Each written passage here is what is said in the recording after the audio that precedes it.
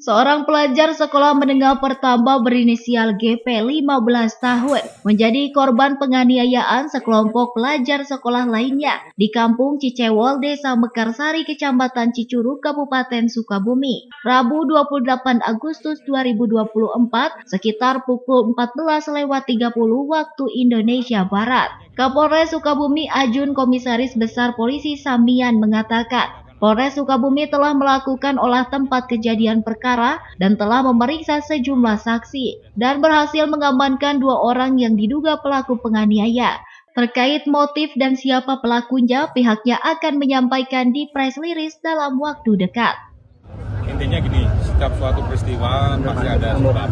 Nah, maka tindakan awal yang dilakukan oleh penyidik tentu mencari siapa yang melakukan, kemudian siapa yang bertanggung jawab, itu dikejar. Dan alhamdulillah sudah didapatkan. Dan usaha dari kepolisian tidak berhenti di situ. Kita juga akan melakukan edukasi supaya peristiwa seperti ini tidak terjadi kembali. Pelaku diduga pembunuhan berapa orang, Pak?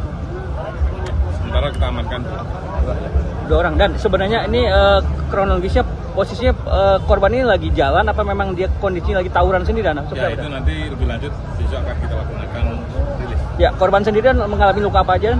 Ya besok kita rilis saja ya. Siap. Oke, siap. Tapi sudah ditangkap ya?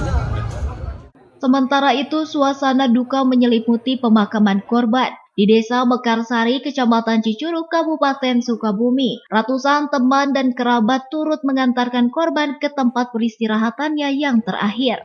Sebelumnya ramai di berbagai media sosial, seorang pelajar tewas jadi korban penganiayaan. Diduga dilakukan sekelompok pelajar lainnya saat hendak pulang sekolah. Dari Kabupaten Sukabumi, Muhammad Ujang Heriaman, Tim Liputan MGS TV melaporkan.